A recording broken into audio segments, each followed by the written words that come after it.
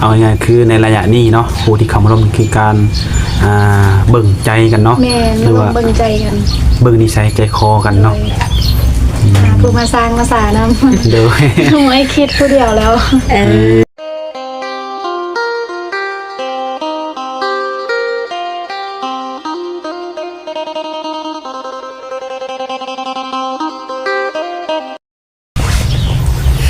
โอเคทุกคนเนาะมาเจอกับสาวโสดอีกทุกคนมื้อนี้ก็ได้โดยสบายดี สบาย สบาย ส ดี บายดีทุกคนเนาะเจอแต่คนเจะปูงามเนาะเดี๋ยวนี้เนาะ แม่ เป็นยังไงคนเฮานี่คนโสดมีแต่คนงามๆทุกคน บนเสื้อเนาะ โดยแนะนำตัวอีกในท้องละ โดยน้องซื้อติ่ง ชื่อติ่งเนาะ โดย อายุเท่าไหรแล้ว อายุ22อายุ22ปีเนาะทุกคนเนาะ โดย เคยผ่านการแต่งงานมาแล้วบ่ เคยสร้างครอบครัวแต่ยังไม่ได้แต่ง อ๋อเคยสร้างครอบครัวแต่บ่ถึงขั้นว่าแต่งงานกันเนาะ โดย มีแต่ว่าผูกคอต่อแขนบ่ โดย ดนแล้วบ่ โดนแล้ว3 ปี 3 เศร้า ปี กัน มีลูกกันจากคนนะ มีลูกคนหนึ่ง ลูกคนหนึ่งเนาะ โดย ทุกคนเนาะเป็น โดยมีดุหนึ่งยังผู้เจบผู้งามเลิกลากันกับสามีเก่าใน3 ปีแล้วแม่นบ่ โดย คือปัจจุบันนี้เป็นอะไรสถานะหัวใจเนี่ย ปัจจุบันนี้โสด โสดเนาะ แม่น บ่ทันมีไผ ยังบ่ทันมีไผ ตั้งแต่เลิกกับสามีก็บ่ได้ล้มคบหากับไผเลยบ่ เคยล่ม เคยล้มนั่นบ่ โดยล่มแล้วก็ไปกันบ่รอดแล้วก็เศร้า ตัวแน่นอนเนาะถ้าไปกันบ่ได้ก็ต้องต่างคนต้องแยกย้ายกันเนาะ โดย ตอนนี้ลูกอายุเท่าไหร่แล้ว ลูกอายุได้3 ปีแล้ว 3 ปีแล้วเนาะ โดย ถือว่าใหญ่แล้วเนาะ คือลูกนี่อยู่น้ำน้องกันบ่ อยู่น้ำน้อง โดย แล้วจังได๋มื้อนี้ออกมาหาครูอีก มาหาครู ครูนี่ครูจังได๋สามีบ่หรือว่าหาครูแบบมาคุยซื่อๆบ่ว่าสินะ การมาลองล่มกันเบิ้งค่ะว่าเข้าใจกันกับพร้อมสีสร้างไปนำกัน โดย เอาง่ายๆคือเฮานี่อะหรือว่าคือทางน้องติ่งนี่มีความพร้อมอยู่แล้วในการที่จะสร้างครอบครัวเนาะ โดยอันในใจนะอยากอันประมาณท้ายปี2026 ท้ายปี ถ้าท้ายปี2026นะเอาได้ อยากให้เฮิดแล้วก่อน โอ้คือเฮ็ดเฮือนบ่นึง โดย เฮือนน้องเองบ่ แม่นเธอน้องดี โอ้ อยากให้เฮือนเร็วโกงกันว่า แม่นกันมาล่มกันเบิ้งก่อน เอาง่ายๆคือในระยะนี้เนาะผู้ที่เข้ามาร่วมคือการเบิ่งใจกันเนาะ แม่น หรือ มาล ว่าง เบิ้งใจกัน เบิ่งนิสัยใจคอกันเนาะ ผู้มาสร้างมาสานำ เด้อ ไม่คิดผู้เดียวแล้ว คือเฮ็ดเฮือนนี่ได้ฮอดคันใดแล้วเฮือนนี่ สั่งการมุ่งหลังคา มีหลังคา โดย หาเงินผู้เดียว ก่อแนวโดย โอ้ได้เงินหลังหนึ่งก็ถือว่าบ่ธรรมดาเด้นี่เก่งเลี้ยงลูกอีกเนาะ โดยเลี้ยงลูกพาลาหลาย พละลายเนาะ แต่คือทางน้องในพร้อมสั่งนี่ท้ายปี2026เนาะ โดย ก็บ่ล้นเนาะบ่ฮอดปีจำเนาะ โดย ถ่ายปีบ่ ท้า แม่ ยปี ประมาณท้ายปี2026 ก็พูดแล้วเนาะ ถ่ายปี ก็บ่ฮอดปีอยู่ดีเนาะ ถ่ายปีมาเท่ามือก็ต้องเป็นก็ต้องยังอีกเป็นปีเนาะแม่นบ่ บ่ ถ่ายปี โดยเมื่อปีนี้ก็2026เข้ามา แล้วก็ท้ายเนาะ แล้วก็ถ่ายก็ต้อง สิ คือมันก็ต้องเป็นปีหนึ่งเนาะ โดย ปีหนึ่งเป็นไงกันเนาะนั่นแหละ ปีหนึง ประมาณปีหนึ่งเพราะว่ามันอยู่ท้ายปี เพราะว่าถ้าว่าเหงาปีหรือว่าตั้งแต่ต้นปีนี่ใช่ไหมเนาะ นี่ ท้ายปียังไงคือจะเบิ่งใจกับมัน แม่นเบิ่งใจกันแล้วก็ ปี ใจ ป กัน ระมาณปีหนึ่งเนาะ โดยใจก็ยังให้เฮิดแล้วก่อนจักสบายค่ะนะ สิเอาเพิ่นมาอยู่พี่บ่ แม่นใจก็อยากให้เพิ่นมาอยู่นำหรือว่าเที่ยวไปเที่ยวมาก็ได้ ขึ้นอยู่ที่ว่าฝ่ายชายเพิ่นจะสะดวกแนวใดเนาะ โดย โอ้สมมุติว่าถ้าน้องไปอยู่นำสามีเนี่ยแบบพ่อกับแม่ทั้งนี้นะจ๊ะไปดูแล ถ้าไปอยู่น้ำกับอยู่น้ำเลยก็บ่ได้มีแต่คันเที่ยวไปเที่ยวมานะได้เพราะแบบพอกับแม่อยากพอกับแม่ มีเอื้อยมีอ้ายมีน้องบ่อยู่เพิ่น มีอายคนหนึ่งแล้วก็น้องชาย โอ้ น้องชายก็ออกเฮินแล้ว อ้ายได้ซะ ไอ้ยังอันอยู่เฮินท่านมึงเขาก็ไปหาเฮ็ดงานเฮ็ดอะไรเนี่ย คันว่าในอนาคตคันว่าเพิ่นมีลูกมีเมียเพิ่นก็ต้องไปอยู่นำเมียเพิ่นเนาะ โดย สรุปแล้วก็มีแต่น้องเนาะที่ว่าที่ต้องดูแลพ่อแม่เนาะ โดย คือมื้อนี้น้องออกมาเปิดใจนี่น้องละอายุผู้บ่าวนี่น้องต้องจำกัดบ่ อายุบ่จำกัด จำกัด ขอประมาณ30ขึ้นไป โอ้จำกัดแต่ต้นเนาะ โดย 30ขึ้นไป โดย โอ้รุ่น30นี่คือบ่ได้แม่นบ่ ไม่ได้ผมบอกมาก โอ้บ่มาก เขาให้พ้นสักหน่อยแบบว่าที่เฮามักผู้ใหญ่รุ่นใหญ่นี่นะ อันรุ่นอ้ายแบบว่าเพราะว่าอันพอของลูกก็29ปีแล้วนะเขาก็ยังบ่เข้าใจเฮา โอ้ ก็ยังหาผู้ใหญ่กว่าเขาน่าจะเข้าใจเฮา คือตัวน้องเนาะได้สร้างกับโกมาทีนึง โดย สามีเนี่ยอายุ29ปีมาอยู่นำกันแล้วเพิ่นก็ยังบ่เข้าใจเฮาแม่นบ่ตั้งที่เพิ่นนี่ก็เป็นรุ่นอ้ายเฮาเนาะ แม่เพิ่นก็ยังนิสัยเด็กน้อยอยู่ โดย โดก็เลยว่าเอา30ขึ้นเมื่อซะเนาะ โดย พอห่างพอหมายได้ซะน้องละ พวกห้างพ่อมาก็ฮับได้ไม่เข้าใจเฮาแต่ว่าฮับเฮาได้นะ โดย ก็ดีคือกันถ้าว่าได้เจอคนที่ผ่านประสบการณ์มาคือกันเนาะ โดย เพิ่นก็สิได้ฮู้ว่าการมีลูกบ่หรือว่าการสร้างครอบครัวเนาะมีสามีภรรยานี่มันเป็นจังไดเนาะ โดย โดยบ่จำกัดอายุทุกคนเนาะก็คือสิเป็น50 60หรือว่าจังไดก็แล้วแต่เนาะ โดย ก็สามารถเข้ามาโอ้มาลมได้ สเปคน้องได้ซะน้องละมีอยู่บ่ สเปคบ่เอาสเปคกับเลิกก็ได้ขอแต่เข้าใจเฮาแต่ฮับเฮาได้นะฮักเฮาฮักลูกเฮา โดย ขอคนรับได้เป็นไงกันเนาะ โดย ผู้ว่าเฮานี่มีลูกคนนึงเนาะ นี่ แล้วก็มีภาระนั่นภาระนี่เนาะ ภาระเฮาหลาย โอ้ถ้าเจ้ารับได้เนาะเจ้าพร้อมที่จะจับมือไปกับข่อยได้ข่อยก็ยินดีเนาะ โดย โดยทุกคนเนาะก็ถือว่ามามื้อนี้ก็เจอผู้สาวผู้ไทยอีกทุกคนเนาะ สาวผู้ไทยผู้จบผู้งามทุกคนเพิ่นว่าอาจจะแม่นบ่น้องล่ะ ก็มันก็เป็นบางคน ต้อง เนาะ สักมือเนาะถ้ามีโอกาสเนาะต้องไปเยี่ยมไปยามบ้านผู้ไทยเพิ่นหั่นนะ โดยไปได้ ไกลบ่จากซิโนไปนี่ ประมาณ70ปลายละ 70ไปลัก โดย ก็ถือว่าไกลพอสมควรเลยเนาะ โดย โดยบ่แน่เนาะเผื่อว่าคนของใจมาเยี่ยมมายามให้มาได้บ่น้องล่ะ มาได้ขอแต่เพิ่นสะดวก ขอเพิ่นสะดวกแต่น้องในซะทุกมื้อนี่บ่ได้เฮ็ดเวียกงานหยังบ่ เฮ็ดเวียกอยู่ในเมืองเจ้าของนั่นแหละ เฮ็ดงานหยัง เฮ็ดงานอยู่ร้านอาหาร ทานอาหาร โดย โอ้ โดยน้องสิมีเวลาลงโทรศัพท์บ่ซะน้องล่ะ นี่กังเว้น ถ้าเป็นช่วงตอนแรกได้จ้ะ ตอนแรกบางมื้อก็ล่มได้ถ้าบ่มีลูกค้านะถ้าบ่มีลูกค้าแล้วล่มก็เพิ่นได้ คือเจ้าของงานเพิ่นก็บ่ได้จำกัดว่าห้ามเล่นโทรศัพท์เนาะ แม่นเพิ่นบ่ได้จำกัด ถ้าบ่มีลูกค้าก็อนุญาตให้เล่นถ้าลูกค้ามาเราก็ต้องบริหารหรือบริการเพิ่นเนาะ แม่น โดย โดย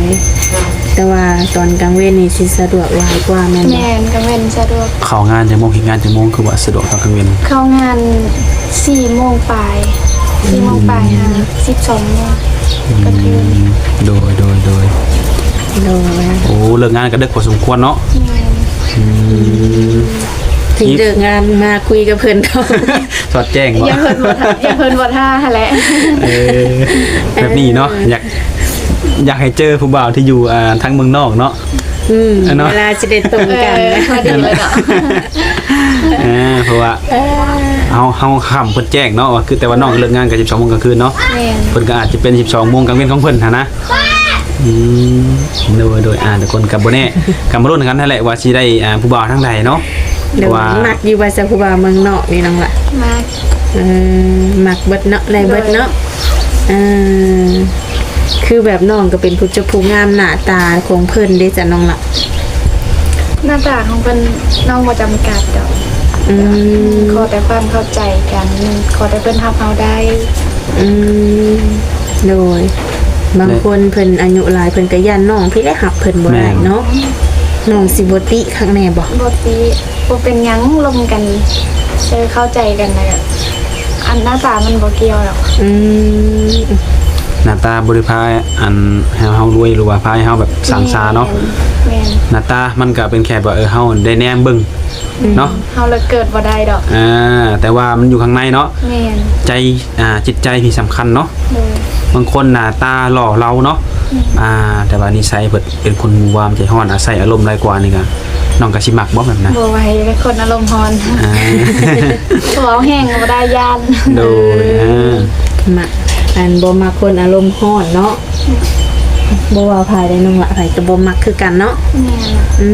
ม ก็อยากให้เจอแบบผู้ชายที่ว่าถึงจะร้อนอยู่แต่ก็อยากให้มีเหตุผลแน่เนาะ แม่น ว่าถ้าเกิดว่าได้ไปสู่เป็นแฟนเนาะหรือว่าเป็นสามีภรรยาถ้าว่าเฮาเฮ็ดผิดก็อยากให้ถามก่อนเนาะ แม่น ว่าเฮ็ดหยังมาผิดนี่มันให้แฮงบ่เนาะบางทีบ่ได้ยินจากปากคนอื่นให้หน้าเมียปวดอาละวาดบ่จักตบตีมันก็มีตัวนี้เนาะ ก็ถามกันก่อน ให้ถามก่อนเนาะ เลย อันนี้ว่าเผื่ออนาคตทุกคนเผื่อว่าเพิ่นเจอแบบนี้หันนะแต่ในใจก็บ่อยากให้เจอแบบนั้นเนาะ แม่น จังไดก็แล้วแต่เรื่องการหาคู่หรือว่าการที่น้องตัดสินใจว่าผู้ชายคนนี้ดีหรือบ่ดีก็ขึ้นอยู่กับตัวน้องเองเนาะ เลย เพราะว่าถ้าเฮานี่เอามาทายแต่การคุยก็คือน้องเป็นคนคุยเองเนาะ แม่น โดยน้องมักคนสูงคนต่ำน้องละ สูงต่ำบ่จำกัด ได้ แต่น้อง เบิดบ่ แต่น้องนี่สูงจักเท่าไหร่นี่จังแม่น 160 โอ้ 160 สูงตึกได้น้องนี่เนาะ160ตัวหุ่นดีน้องละเนาะ จอย กินข้าวมื้อหนึงจักเทื่อนี่ บางมื้อก็กินข้าวมื้อละคาบ โอ้ บ่อยากบ่หรือว่าตั้งใจอด ก็มันบ่ยากเพิ่นนอนตื่นก็เฮ็ดทันทีนี้ก็เฮ็ด แม่นแน่เนาะ กินนมกินอันนั้นไปกันแล้วหั่นน่ะ จะบ่หุ่นจังน้อยเนาะ ส่วนหลายไปกินตอนแรก โดยระวังว่าคือสิถึกใจหนุ่มๆได้คนเนาะหน้าตาหุ่นน้อยก็เป็นตาหัก แบบ แพง แบบว่าสวยงามขยันเนาะสู่ซนที่มีเหตุงานเนาะเลี้ยงลูกแล้วก็เอาง่ายคือในเฮือนนี่ก็น้องก็มีภาระไว้ใช้งานเนาะ แม่น เฮ็ดหาเงินเฮ็ดเฮือนเป็นของตัวเอง โดย อืม เลี้ยงลูกนำหาเงินให้เทินนำ โอ้ถือว่าเก่งเนาะตัวน้อยๆทุกคนเนาะต้อง ผู้ชายกินเหล้ากินเบียร์สูบยาได้สนองละมักบ่ กินเหล้ากินเบียร์นะบ่ห้ามพาสูบยานะบ่มัก สูบยาก็ตัดเลย แม่นบ่มักผู้ชายสูบยา คนสำหรับคนเคยสูบเคยมีประวัติสูบมานี่เด้ ถ้ามีประวัตินำบ่ตีดอกกับมันเศร้าแล้วหั่นน่ะ เอาง่ายคือประวัติเจ้าจะใดๆก็แล้วแต่บ่ โดย แต่ว่ามาลงคอยแล้วมายืมคอยแล้วนี่คือเจ้าบ่ต้องเฮ็ดเนาะ แม่น เจ้าต้องตัดขาดถ้าเฮ็ดบ่ได้คือคอยนี่ส่งเลย คือใจให้บ่มักเนาะ แม่น โดยเพิ่นก็ให้โอกาสอยู่สำหรับผู้ที่เคยผ่านจุดนั้นมาเนาะ โดย โดยไม่ได้อยู่เฮือนอยู่ซานมีสัตว์เลี้ยงอยู่บ่ มีโง่ควาย งูกับควายเป็ดไก่มีบ่ มี ถ้าเกิดว่าผู้บ่าวเนาะหรือว่า FC เห็นแล้วอยากไปเยี่ยมไปยามนี่พอสิต้มไก่เพิ่นกินได้บ่นี่ ได้มาโลด โดยทุกคนเนาะยินดีต้อนรับเนาะ โดย โดยกระเบิ้งมาแล้วว่าหนุ่มๆทั้งหลายจะสะดวกมาเยี่ยมมายามบ่เพราะว่าบางทีเพิ่นอาจจะพักช่วงปีใหม่ใกล้สิฮอดนี่เนาะ โดย แน่เลยน้องละ แต่น้องมีวางแผนไปเที่ยวทางไหนบ่ปีใหม่นี่ บ่ได้ไปทางใดเฮ็ด น้อง เวีย ก็ได้โอ้บ่ได้พักบ่น้องละ บ่ได้พัก บ่ได้พัก โอ้เนาะสูตรผู้บ่าวสิมาเยี่ยมยามได้สนองละได้บ่นี่ ก็ถ้าเบิ่งคันเพิ่นมาคันเพิ่นมาก็สิขอพักเวียก แต่ว่าเบียกนี่คือล่าได้มันบ่ โดยล่าได้ ทุกคนเนาะ โดย ก็อยากในใจอยากให้มาเยี่ยมมายามกันก่อนเนาะ แม่นมาเบิ่งกันก่อนก็ได้ เบิ่งความเป็นจริงว่าสิ่งที่น้องเว้ามานี่ แม่น มันเดาแท้บ่หรือว่าบ่แท้เนาะก็สิได้ฮู้หั่นแหละเนาะ โดย โดยก็ดีคือกันสิได้มาเบิ่งหน้าตากันเนาะ มักก็ว่าจังค่อยล้มกันบ่มักก็ต่างคนต่างหาคนใหม่ต่อ แม่น โดยทุกคนเนาะคือเฮ็ดแต่งงานกับบ่ได้ไปเล่นไปเที่ยวใช่บ่ บ่ได้ไปเลิกเล่นมาเลยก็มานอน คือน้องเฮ็ดมาให้เวียกนึกผู้ใดเอาลูกให้ อยู่นำแม่ อยู่นำแม่ โดย ทั้งแม่ของน้องอายุหลายปานใดนะ แม่อายุ46 พอที่ซะ ปอน53 เพิ่นมีอาชีพ เฮ็ดนา เฮ็ดนาเนาะแต่ละปีขนาดสำปลากุมกินบ่ โดย เดี๋ยวก็ถือว่าตอนนี้เฮาก็บ่ได้ว่าหาเงินซื้อข้าวเนาะ แม่น ก็ดีกันทุกคนเนาะเฮ็ดเฮ็ดนาเนาะสมมุติว่าได้ลูกเคยเฮ็ดนาบ่เป็นนี่ได้ซะทั้งหมด กระจ้างเอา ต้องหาเงินเก่งเนาะเฮ็ดนาบ่เป็นก็ต้องหาเงินเก่ง แม่น หรือว่าถ้าเพิ่นว่าอยากเรียนหยังก็สามารถสอนเพิ่นได้บ่ โดย ทุกคนบ่แน่เพราะว่าก็เฮาอยู่เป็นคนลาวสาวลาวเนาะ แม่น ว่าเรายังบ่มีตอนนี้เนาะ บ่แน่อาจจะได้เจอครูทางใกล้ทางไทยหรือว่าแถวเมืองนอกจังซี่เนาะ โดย โดย คือแบบแนวอยู่แนวกินน้องก็แต่งเป็นบ่น้องละ แม่นเป็นอยู่วันบ่อนเฮ็ดเวียกกับบางทีก็โคหน้าบ่อยู่กับน้องเป็นคนเฮ็ดกินให้ลูกค้า โอ้ โอ้แสดงว่าเฮ็ดแซ่บเลยจนว่าเฮ็ดได้เฮ็ดให้ลูกค้าเนาะเป็นร้านอาหารตามสั่งบ่ได้ อาหารตามสั่ง ทุกคนเนาะ โดย บ้านไหนก็บ่น้องเฮ็ดงานนะ อันบ่อนเฮ็ดเวียกนะ แม่น บ้านท่าดอกแก้ว บ้านทานนกแก้ว โดย เมืองหยัง เมืองอัศพร เมืองอัสสะพรเนาะเพื่อว่ามี FC ทางนั้นเนาะแวะอุดหนุนได้ทุกคนเนาะหรือว่าไปเยี่ยมไปยามไปแซวน้องก็ได้ โดย คำบ่แซวก็จริงจังก็ดีเนาะ ทุกคนเนาะฝากไปนุ่นพนำทุกคนเนาะก็ไปชิมเบิ่งนำว่าฝีมือประเทศนี้ผ่านบ่พอสิไปเป็นแม่สิเฮือนให้ได้บ่เนาะ โดยเฮ็ดเป็นเกือบทุกอย่างบ่น้อง โดยเฮ็ดเป็นทุกอย่าง แบบว่า เก่งเนาะ ถ้าเมื่อใดน้องเขาครัวแทนหัวหน้านี่เพิ่นเพิ่มเงินให้อยู่บ่ บ่เพิ่นก็บ่ได้เพิ่มให้เพราะว่าแต่ละมื้อเพิ่นก็ให้มื้อละแสนนะ สำหรับมื้อละแสนน้องนี่โอเคบ่ในการกับงานตัวนะ มันก็บ่ได้โอเคแล้วแต่ว่ามันบ่มีทางไปโดยสำแบบคันว่าสิไปไกลก็คิดฮอดลูกหันนะ แบบว่าเฮาอยู่เพราะว่าความจำเป็นเนาะ แม่น เพราะเฮาก็มีผู้ทางหลังเฮาอยู่ แม่น ที่ว่ายังปะยังกะห่างไกลบ่ได้เนาะ แม่น แต่ว่าแต่ละเดือนนี่คือพออยู่พอกินเนาะ โดยพอแต่ได้หมุนไปแต่ละมื้อนั่นแหละ โดย เนาะมื้อละแสนนะน้องละทุกมื้อนี่ก็เครื่องของก็แพงเนาะ เดือนอยู่3ล้านเนาะถ้าเมื่อใดแบบมี31ก็3ล้านปลายเนาะได้ติปอยู่บ่ซะน้องละ มันก็ได้อยู่บางมื้อก็ได้มื้อก็บ่ได้ แล้วแต่ลูกค้าแม่นบ่ แม่นแล้วแต่ลูกค้า แบบลูกค้ามากินเพิ่นก็แบบบ่สนใจหรือว่าเพิ่นบ่ได้แซวบ่ได้หยังบ่น้องละ มันก็มีอยู่บางคนก็เข้ามาแซวมานั่นน่ะนะ แต่ บ่ ว่า หวั่นไหวว่าจ้ะ เฮาเฮ็ดเวียกแบบนี้หันนะเฮาบ่ได้คิดหยังเด้ แบบว่านํลูกค้าเฮาเว้าแล้วแล้วก็แล้ว คือ คือกับเพิ่นมาหาเฮาแหละเพิ่นมาหาเฮาเพิ่นมาหยอกแล้วก็คือกับเฮาแล้วเว้าแล้วแล้วก็แล้ว สิเฮาจังไดเนาะ แม่น การที่คนเข้ามาหยอกกับคนที่เขามาจีบมันก็จะต่างกันเด้อเนาะ แม่นก็คือกับเขาฮักแท้บ่มีในวงเราหั่นน่ะ บางทีแบบกินข้าวแบบจิบเหล้าจิบเบียร์แบบซึมเนาะ แม่ มีลมพาหยอกไปซื่อๆบางคนก็มีเมียอยู่แล้วก็ยังหยอกก็มีเนาะ แม่น ก็เลยแบบบ่ต้องคิดนานกับครูที่แบบกับเจ้าเขามาหยอกเนาะ แม่น โดย มื้อนี้ได้หยังจะกินเที่ยงนี่น้องละ อันเพิ่นว่าสิอันปิ้งเป็ดให้กิน โอ้นานๆมาหาเอื้อยแม่นบ่ พยายามเนาะ เลย เลย เอากะมีแต่ว่าจบคลิปไปเพียงสำนี้ก่อนเนาะให้น้องกินข้าวกินน้ำแล้วนี่ก็เที่ยงแล้วเนาะ เพิ่นใช้เวลาเดี๋ยวโดนสิได้มาเยี่ยมมายามมาลินน้ำเอื้อยเนาะก็ถือโอกาสได้เปิดคลิปเลยแต่คนมันก็5คู่อยากให้น้องเพิ่นสมหวังสมหวังอยากให้มีแฟนเนาะก็คือถ้าว่าอยากสร้างครอบครัวก็คือท้ายปี2026ทุกคนเนาะการระยะปีหนึงเบิ่งใจกันก็สิได้ฮู้นิสัยใจคอกัน แบบเฮิดแล้ว